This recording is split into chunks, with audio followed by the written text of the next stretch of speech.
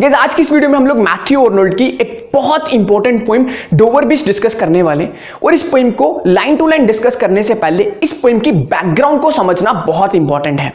Guys ये poem Victorian age में लिखी गई थी और इस एज में बहुत सारी साइंटिफिक डेवलपमेंट्स हुई थी और इन साइंटिफिक डेवलपमेंट्स के कारण साइंस एंड रिलीजन में एक कंफ्लिक्ट भी अराउज हो चुका था and many people lost their faith in God just due to this scientific revolution and even बहुत सारे लोग कंफ्यूज भी हो चुके थे कि साइंस में बिलीव करें या रिलीजन में बिलीव करें।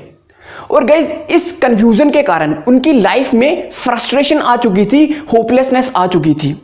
और इस टाइम की एक major scientific theory Charles Darwin's theory the origin of species majorly responsible थी इस क्राइसिस इन फेथ के लिए। और पोएट ने इस पोइम में एक सी के सिंबल के थ्रू विक्टोरियन एज की कंडीशंस को रिफ्लेक्ट किया है। गाइस शुरू करते हैं इस पोइम के टाइटल से, डोवर बीच। यहाँ पे डोवर इंग्लैंड में एक प्लेस है और बीच का मतलब होता है समंदर का किनारा। आप लोगों ने बहुत सारे बीच सुने होंगे जैसे गोवा का बीच, मुंबई का बीच, इसी तरीके से इंग्लैंड में एक डोवर बीच है। और फर्स्ट लाइन में पोएट बोल रहे हैं द सी इज काम टू नाइट।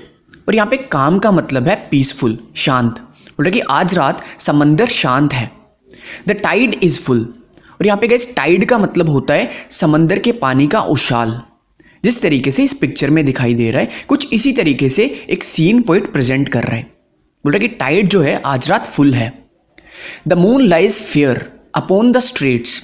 और यहाँ पे फेयर का मतलब है ब्राइट और स्ट्रेट का मतलब है एक नैरो पैसेज ऑफ वाटर, जो एक नैरो पैसेज होता है जिस तरीके से इस पिक्चर में दिखाई दे रहा है। बोल रहा है कि जो मून जो है वो ब्राइट, उसकी जो शाइन है इस स्ट्रेट पे पानी के बीचों बीच पड़ रही है, उसकी शाइन, मून की shine. On the French coast the light gleams and is gone. और गाइज यहाँ पे इस इंग्लैंड के किनारे से फ्रांस का एक किनारा भी इजीली दिखाई देता है और पोएट को इस फ्रांस के किनारे पे एक थोड़ी देर के लिए लाइट दिखाई देती है और लाइट वो उसके बाद बंद हो जाती है, डिसअपेयर हो जाती है। और इसके बाद पोएट अपने इंग्लैंड वाले बीच की साइड पे देखते हैं और बोलते हैं the cliffs of England stand glimmering and vast. यहाँ पे क्लिफ्स का मतलब होता है रॉक से, चट्टान से, और ग्लिमरिंग का मतलब होता है शाइन करना। और पोएट बोलते हैं जो इंग्लैंड के पहाड़ हैं वो शाइन कर रहे हैं इस मूनलाइट में। And vast out in the tranquil bay. यहाँ पे वास्ट का मतलब है स्प्रेड हुए होना, फैले होना, और ट्रैंक्विल का मतलब होता है काम, और बे का मतलब होता है खाड़ी से। आप लोगों ने बे ऑफ बंगाल सुना होगा। और इसी तरीके से पोएट बोल रहे हैं कि जो इंग्लैंड के चट्टान हैं, इंग्लैंड के पहाड़ हैं, वो फैले हुए हैं ट्रैंक्विल बे तक। Come to the window sweet is the night air. और इस लाइन में हमें पता चल रहा है कि पोएट अपने घर में ही खड़े हैं और उनका घर डोवर बीच के किनारे पे है। एंड इस लाइन में वो अपनी बिलव्ड को बुला रहे हैं कि विंडो में आओ और देखो आज रात कितनी अच्छी हवा चल रही है। Only from the long line of spray. और गाइस यहाँ पे लॉन्ग लाइन का मतलब है समंदर के पानी की लाइन से और स्प्रे का मतलब है पानी की झाग से। तो पोएट यहाँ अपनी बिलव्ड को इशारा करके बोल रहे हैं कि उस समंदर की झाग को देखो। Where the sea meets the moon blanched land. और यहाँ मून ब्लैंच्ड लैंड का मतलब है समंदर के किनारे की लैंड से जो मून की लाइट में वाइट हो जाती है। और पोएट बोलते हैं कि उस पानी की झाग वाली लाइन को देखो जहां वो वाइट किनारे वाली जमीन को मिल रही है। और गाइस यहाँ पे एक चीज और नोट करने वाली है कि इन फर्स्ट 8 लाइंस में पोएट ने सिर्फ एक विजुअल इमेजरी दिखाई है, एक डिस्क्रिप्शन दी है, एक लैंड की डिस्क्रिप्शन दी है, एक सी की डिस्क्रिप्शन दी है और एक मून की डिस्क्रिप्शन दी है। बट नेक्स्ट लाइन में पोएट इस विजुअल इमेजरी से एक ऑडिटरी इमेजरी पे शिफ्ट कर जाएंगे और इस ऑडिटरी इमेजरी के थ्रू पोएट विक्टोरियन एज की कंडीशंस को रिफ्लेक्ट करेंगे। तो पोएट यहाँ अपनी बिलव्ड को एक सी का ब्यूटीफुल सीन दिखाने के बाद बोलते हैं listen you hear the grating roar of pebbles. या ग्रेटिंग रोर का मतलब है घिसने की आवाज़ से, कुछ स्ट्राइक करने की आवाज़ से, और पेबल्स का मतलब है छोटे छोटे पत्थर जो समंदर के किनारे पे पाए जाते हैं। तो पोएट अपनी बिलव्ड को बोलते हैं क्या तुम इन पत्थरों के घिसने की आवाज़ को सुन पा रही हो।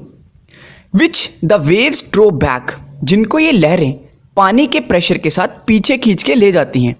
And fling at the return up the high strand. और वापस आते टाइम ये लहरें इन पत्थरों को, इन पेबल्स को दोबारा समंदर के किनारे पे फेंक देती हैं।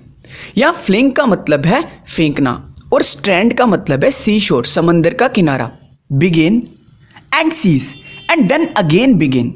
और यही पेबल्स को पीछे खींचने वाला प्रोसेस और वापस फेंकने वाला प्रोसेस बिगिन होता है एंड फिर उसके बाद सीज हो जाता है, सीज का मतलब बंद हो जाता है, एंड देन अगेन बिगिन, और उसके बाद दोबारा शुरू हो जाता है। मीन्स ये जो वेव्स का पेबल्स को पीछे खींचने वाला और वापस फेंकने वाला प्रोसेस कंटिन्यूसली चलता ही रहता है, बार बार चलता ही रहता है, with tremulous cadence slow and bring the eternal note of sadness in. यहाँ पे ट्रिमलेस का मतलब है वाइब्रेशन होना, और कैडेंस का मतलब है एक रिदम बनना, एक साउंड प्रोड्यूस होना। और इन पत्थरों के बार बार टकराने से एक स्लो वाइब्रेशन साउंड प्रोड्यूस होता है, और पोएट को ये साउंड हमेशा के लिए ह्यूमन सैडनेस का साउंड फील हो रहा है। पोएट इसको ये मैनकाइंड का दुख और दर्द सुनाई दे रहा है इस पत्थरों के टकराने की आवाज़ से। और यहाँ सेकेंड स्टैंजा में पोएट ने एक एल्यूजन यूज़ किया है। एल्यूजन का मतलब होता है किसी और राइटर की रेफरेंस देना या एग्जाम्पल देना। और पोएट बोलते हैं Sophocles long ago heard it on Aegean, या सोफोकल्स एक ग्रीक प्लेराइट थे। जिस तरीके से विलियम शेक्सपियर एक इंग्लिश के प्लेराइट थे, उसी तरीके से सोफोकल्स एक ग्रीक प्लेराइट थे, और एजन एक समंदर का नाम है। तो पोएट बोल रहे हैं सोफोकल्स ने भी हजारों ही साल पहले एजन के किनारे पे ऐसे ही पेबल्स के टकराने की आवाज़ सुनी थी, and it brought into his mind the turbid ebb and flow of human misery. या टर्बिड एब एंड फ्लो का मतलब है वाइल्ड कन्फ्यूजन। तो पोएट बोलते हैं कि सोफोकल्स ने भी उस सीन को देख के दुनिया में चल रही वाइल्ड कन्फ्यूजन को दुख और दर्द में रिलेट किया होगा। गाइस यहाँ पे थोड़ी सी एडिशनल इन्फॉर्मेशन देना चाहूँगा। सोफोकल्स ने बहुत साल पहले एक प्ले लिखा था जिसका नाम था एंटिगन, और उस प्ले में सोफोकल्स ने बताया था कि उसने एक एजन के किनारे पे खड़ा होके एक ह्यूमन मिजरी सुनी थी, ह्यूमन का दुख और दर्द सुना था। गाइस हो सकता है कि पोएट ने सोफोकल्स के इस प्ले को पढ़ा होगा, इसलिए उन्होंने अपने इस पोएम में इस प्ले की रेफरेंस दी है। तो रीड करते हैं नेक्स्ट लाइन में पोएट क्या बोलते हैं। We find also in the sound a thought hearing it by this distant northern sea. और इन पेबल्स की आवाज़ से हमारे मन में भी वही सिमिलर थॉट आ रहा है इस डिस्टेंट नॉर्दर्न सी पे खड़े होके। थर्ड स्टैंजा में पोएट बोल रहे हैं the sea of faith was once too at the full. यहाँ पे सी ऑफ फेथ एक मेटाफर यूज़ किया है, एक सिंबल यूज़ किया है, जिसका मतलब होता है ग्रेट फेथ इन रिलीजन। तो पोएट बोल रहे हैं एक टाइम था जब लोगों का रिलीजन में पूरा भरोसा था, पूरा फेथ था। जिस तरीके से ये सी फुल है, इसी तरीके से उस वाले टाइम पे लोगों का फेथ भी फुल होता था रिलीजन में, ह्यूमैनिटी में, स्पिरिचुअलिटी में। और पोएट यहाँ कहीं ना कहीं Darwin's theory and scientific revolution के आने से पहले की बात कर रहे हैं कि उस वाले टाइम पे जो लोगों का गॉड में फेथ था, रिलीजन में फेथ था, वो फुल था। एंड नेक्स्ट लाइन में बोल रहे हैं and round the earth shore lay like the folds of bright girdle furled. यहाँ पे गिल्ड का मतलब है ऑर्नामेंट से, जो वेस्ट पे पहनते हैं, जिस तरीके से एक बेल्ट होती है काइंड ऑफ। सो एक टाइम था जब faith in God, faith in humanity, spirituality ने इस पूरी दुनिया को भी इनसर्कल किया हुआ था। इन अदर वर्ड्स स्पिरिचुअलिटी ने इस पूरी दुनिया को प्रोटेक्ट किया हुआ था। और पोएट बोलते हैं but now I only here it's melancholy long withdrawing roar. But अब मुझे लोगों का दुख दर्द ही सुनाई दे रहा है, क्योंकि अब faith in God, faith in humanity पीछे हटता दिखाई दे रहा है, डिक्लाइन होता हुआ दिखाई दे रहा है। Retreating to the breath of the night wind. यहाँ पे रिट्रीटिंग का मतलब है पीछे हटना, विड्रॉ होना, एंड नाइट विंड का मतलब है साइंटिफिक डेवलपमेंट से। मीन्स साइंटिफिक डेवलपमेंट्स के कारण ये जो सी ऑफ फेथ है वो पीछे हटता जा रहा है। Down the vast edges drear and naked shingles of the world. जैसे यहाँ पे डेरर का मतलब है डल, चेयरलेस, और शिंगल्स का मतलब है पेबल से। और पोएट इन लाइंस में बोलते हैं कि जो फेथ इन रिलीजन के पीछे हटने के कारण अब सी शोर पे, समंदर के किनारे पे सिर्फ चेयरलेस पेबल्स ही दिखाई दे रहे हैं, सिर्फ ये पेबल्स ही दिखाई दे रहे हैं। और ये जो नेक्ड शिंगल्स हैं, ये जो नेक्ड पेबल्स हैं, वो इस वर्ल्ड की फ्रस्ट्रेशन बता रहे हैं, मेलंकली बता रहे हैं, मेलंकली का, मिजरी का सिंबल है भाई। एक्चुअली पोएट ने यहाँ पे डबल सी की बात की है। एक सी उसने फर्स्ट स्टैंजा में डिस्क्राइब किया था, जिसकी टाइड भी फुल थी और वो पेबल्स को भी टच कर रहा था। और दूसरा समंदर ये जो पोएट ने इस स्टैंजा में नरेट किया है, जो जिसको उसने सी ऑफ फेथ बोला है, और फेथ इन रिलीजन के लिए ये सी उसने यूज किया है। और यहाँ लास्ट स्टैंजा में पोएट बोलते हैं ah love let us be true to one another. यहाँ ट्रू का मतलब है लॉयल रहने से। और यहाँ पोएट अपनी बिलव्ड से बोलते हैं कि प्रॉमिस करो हम एक दूसरे के साथ लॉयल रहेंगे। For the world which seems to lie before us like a land of dreams, क्योंकि ये जो वर्ल्ड है हमारे सामने एक सपनों की दुनिया की तरह दिखाई देता है। So various, so beautiful, so new, और इसमें बहुत सारी वैरायटीज़ हैं। बहुत ब्यूटीफुल दिखाई देता है और बहुत न्यू दिखाई देता है। हैथ रियली नीदर जॉय, लेकिन असल में इसमें ना ही कोई खुशी है, नोर लव, ना ही कोई प्यार है, नोर लाइट, ना ही कोई नॉलेज है, नोर सर्टिट्यूड, सर्टिट्यूड का मतलब है किसी पे किसी का ट्रस्ट होना, ना ही किसी को किसी पे कोई ट्रस्ट है, नोर पीस, ना ही कोई शांति है, नोर हेल्प फॉर पेन, और ना ही किसी की पेन में किसी को कोई हेल्प करता है।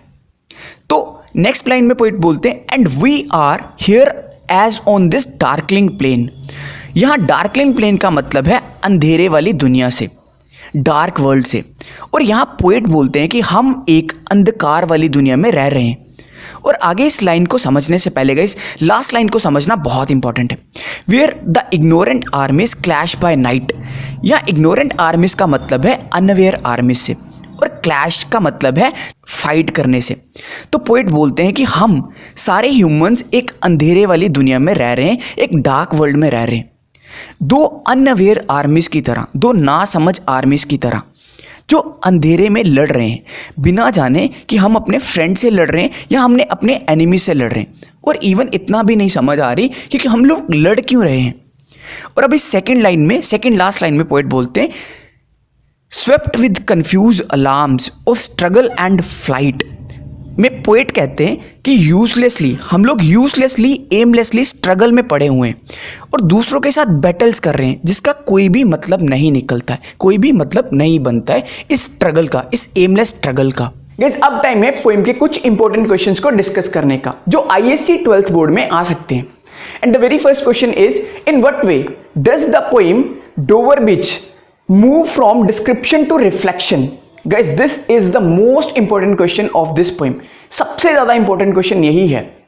आप लोगों ने ऑलरेडी इस पोएम में रीड कर लिया हुआ है कि फर्स्ट 8 लाइंस में ये पोएम डिस्क्राइब कर रही है, एक डिस्क्रिप्शन दे रही है एक ब्यूटीफुल सीनरी का, एक ब्यूटीफुल सीन का, मून के सीन का, सी के सीन का। लेकिन आफ्टर 8 लाइंस ये पोएम डिस्क्रिप्शन से रिफ्लेक्शन वाली साइड पे चले जाती है। What it describes the conditions of Victorian age. Victorian age की कंडीशंस को डिस्क्राइब करती है, सैडनेस को डिस्क्राइब करती है, मेलंकली को डिस्क्राइब करती है विक्टोरियन एज की। So this is what you will write in this answer. और सेकेंड इंपॉर्टेंट क्वेश्चन है, how sea is used as a metaphor in this poem? Guys you know कि first 8 lines में sea को as अ literal meaning के साथ describe किया है, and इसके बाद सी को एक ह्यूमन मिजरी के साथ रिलेट किया है, and finally at last sea को as a sea of faith use किया है, जो कि फास्ट रिसीड हो रहा है, जिसके कारण नेक्ड शिंगल्स दिखाई दे रहे हैं, जो एक सिंबलाइज कर रहा है ह्यूमन फेथ को।